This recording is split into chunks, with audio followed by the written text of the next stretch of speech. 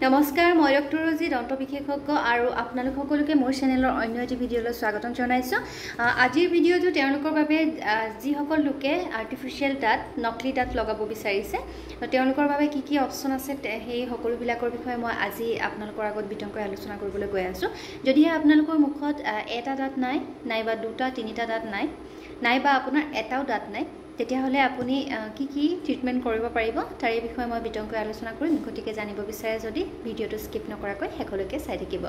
তো আটাইতকৈ প্ৰথমতে যদিহে আপোনাৰ এটা বা দুটা দাঁত নাই তেতিয়াহলে ৰিমুভেবল পাৰ্চিয়েল ডেঞ্চাৰ যিখন মানে এখন প্লেটত আপোনাৰ যিকেইটা নকলি দাঁত হয় সেই দাঁতকেইটা লগোৱা থাকে আৰু তাৰে সহায়ত আপুনি নিজেই খুলিব পাৰে নিজেই পিন্ধিব পাৰে। ঠিক তেনেকুৱা ধৰণৰ এই ৰিমুভেবল পাৰ্চিয়েল ডেঞ্চাৰখন বনোৱা হয়। ঠিক তেনেদৰে যদিহে এটাও দাঁত নাই তেতিয়াহ'লে ৰিমুভেবল কমপ্লিট ডেঞ্চাৰ বুলি কোৱা হয়, যিখনত আপোনাৰ মুখৰ ভিতৰত এটাও যিহেতু আপোনাৰ এটাও দাঁত নাই সেই গোটেই আৰ্টিফিচিয়েল দাঁতখিনি আপোনাৰ প্লেটখনৰ ছাপৰ্টৰ সহায়ত লগাই দিয়া হয় আৰু সেই প্লেটখন আপুনি নিজেই খুলিব পাৰে নিজেই পিন্ধিব পাৰে। খোৱাৰ সময়ত পিন্ধি ল'ব পাৰে বা গোটেই দিনটো পিন্ধি থাকি ৰাতি শোৱাৰ আগতে আপুনি ধুনীয়াকৈ প্লেটখন খুলি পেলাই ঠাণ্ডা পানীত ধুনীয়াকৈ ঠাণ্ডা পানী ডুবাই পেলাই খুলি থৈ ৰাতি দাঁত নলগোৱাকৈ শুই যাব পাৰে। এইটো হৈছে প্ৰথম অপচন। 2 নম্বৰ অপচনটো হৈছে ফিক্স পাৰ্চিয়েল ডেঞ্চাৰ FPD, য'ত আপোনাৰ সাইডৰ দুটা দাঁতৰ সহায়ত দুটা দাঁতৰ সাপোৰ্ট লোৱা হয়। যেনেকৈ আপোনাৰ ইয়াতে মই এনেকৈ দেখাই দিছোঁ, যেনেকৈ আপোনাৰ ইয়াতে আপোনাৰ দুটা দাঁত নাই, এই দুটা দাঁত যদি নাই তেতিয়াহ'লে এই ওচৰৰ এইফালৰ এটা দাঁতৰ সাপোৰ্টৰ সহায়ত আপোনাৰ তাতে ডেণ্টেল কেপ যিটো ফিক্স পাৰ্চিয়েল ডেঞ্চাৰ হয় সেইটো লগাই দিয়া হয়। ইয়াতে আপোনাৰ এই দুটা দাঁত নাই আৰু ইয়াৰে সাপোৰ্টত সাইডৰ পৰা এইফালৰ পৰা দুটা দাঁত আৰু এইফালৰ পৰা এটা দাঁত লৈ এই ফিক্স পাৰ্চিয়েল ডেঞ্চাৰ যিটো হয় এইটো লগাই দিয়া হয়। ঠিক তেনেকৈয়ে আপোনাৰ যদিহে মুখৰ ভিতৰত এটাও দাঁত নাই আৰু তেতিয়া যদি আপুনি ফিক্স দাঁত লগাব বিচাৰে তেতিয়াহ'লে আপুনি ইমপ্লান্ট ট্ৰিটমেণ্ট কৰাব লাগিব, যিটো স্ক্ৰু ফিটিং কৰি দিয়া হয়। আপোনাৰ মুখৰ ভিতৰত থকা হাৰ্ডিত স্ক্ৰু ফিটিং কৰি সেই স্ক্ৰুৰ সহায়ত আপোনাৰ ফিক্স দাঁত লগোৱা হয়। এই গোটেইকেইটা অপশ্যনৰ ভিতৰত ইমপ্লান্টটোৱে বেষ্ট ট্ৰিটমেণ্ট হয়, অলপ কষ্টলি হৈ যায়। প্ৰথমতে মই দামকেইটাও আপোনালোকক কৈ দিছোঁ।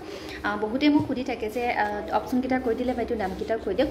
RPD যিটো ৰিমুভেবল পাৰ্চিয়েল ডেঞ্চাৰ হয়, খোলা মেলা কৰা দাঁতৰ যি ট্ৰিটমেণ্ট হয় সেইটো আপোনাৰ এৰাউণ্ড আপোনাৰ যিখন প্লেট হয় প্লেট আৰু পাৰ টিথত আপোনাৰ এৰাউণ্ড 1500 to 3000 মান পৰি যাব।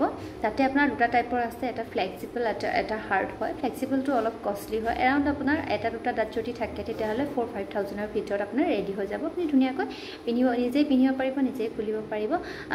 খুব ভাল হয়, ভাল অপশ্যন হয় সেইটো। কিন্তু যদিহে আপুনি খোলা মেলা কৰিবলৈ অসুবিধা পায় তেতিয়াহ'লে আপুনি ফিক্স দাঁত লগাব বিচাৰে তেতিয়াহ'লে আপোনাৰ মুখৰ ভিতৰত যদি দুটা দাঁত নাই তেতিয়াহ'লে ওচৰৰ দুফালৰ দুটা দাঁতৰ ছাপোৰ্ট লৈ বনাব লাগিব আৰু তাৰ কাৰণে আপোনাৰ যেটা টোটেল দাঁত হয় ছাপোৰ্ট লোৱা দাঁতকেইটা আৰু যিকেইটা আপোনাৰ দাঁত নাই তেতিয়া সেই অনুসৰি আপোনাৰ খৰচটো বেলেগ বেলেগ হৈ যায়। বিভিন্ন ধৰণৰ ডেণ্টেল কেপ আছে, তো তাৰ বিষয়ে মই অন্য এটা ভিডিঅ'ত অলৰেডি কোৱা আছে।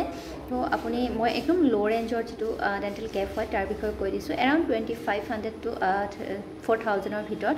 তো পাৰ টিথত 2500 to 4000ৰ ভিতৰত যদি হয় তেতিয়াহ'লে আপোনাৰ কেইটা দাঁত লগাব লাগিব সেই অনুসৰি তাৰ কষ্টটো হৈ যাব, দামটো হৈ যাব।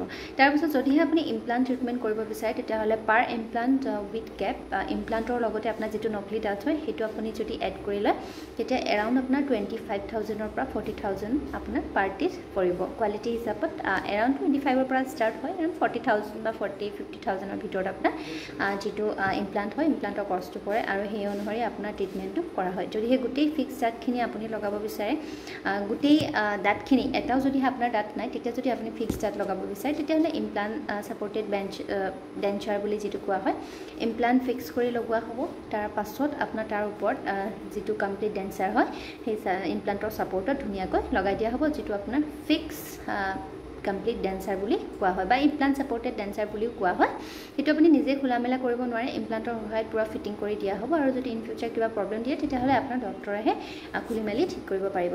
তো আজিলৈ ইমানে, হয়তো আপোনালোকে ধুনীয়াকৈ বুজি পালে। আৰু যেটো ইমপ্লান্ট সাপোৰ্টেড ডেন্সাৰ বা complete dancer complete fixed dancer হয় তাৰ কষ্টটো এৰাউণ্ড আপোনাৰ 2,50,000 পৰা 4 লাখৰ ভিতৰত হ'ব তো আপুনি যদি কৰাব বিচাৰে যিকোনো এটা ট্ৰিটমেণ্ট এই তিনিটাৰ ভিতৰত যদি যিকোনো এটা ট্ৰিটমেণ্ট কৰাব বিচাৰে তেতিয়াহ'লে আপোনাৰ ঘৰৰ কাষতে থকা ডেণ্টেল ক্লিনিকৰ লগত যিকোনো এগৰাকী ডেণ্টিষ্টৰ লগত যোগাযোগ কৰক আৰু তেওঁৰ লগত কনসাল্ট কৰাই লওক তেওঁ আপোনাক ধুনীয়াকৈ গোটেইখিনি কথা বুজাই দিব আৰু যদি শেষত ভিডিঅ'টো ভাল লাগিলে তেতিয়াহ'লে অনুগ্ৰহ কৰি শ্বেয়াৰ কৰি দিব আৰু মই দিয়া ভিডিঅ' নটিফিকেশ্যন পাবৰ কাৰণে অনুগ্ৰহ কৰি চেনেলটো সাবস্ক্ৰাইব কৰি ল'ব আৰু যদি ভিডিঅ'টো হেল্পফুল লাগিলে তেতিয়াহ'লে ফ্ৰেণ্ডছ আৰু ফেমিলি মেম্বাৰক শ্বেয়াৰ কৰি দিব আৰু শেষত ভাল লাগিলে লাইক এটাও কৰি দিব তো আজিলৈ আহিছোঁ আকৌ লগ পাম এটা নতুন ভিডিঅ'ত এটা নতুন টপিকৰ সৈতে তেতিয়ালৈকে আপোনালোক সুস্থ থাকক সবল থাকক আজিলৈ আহিছোঁ নমস্কাৰ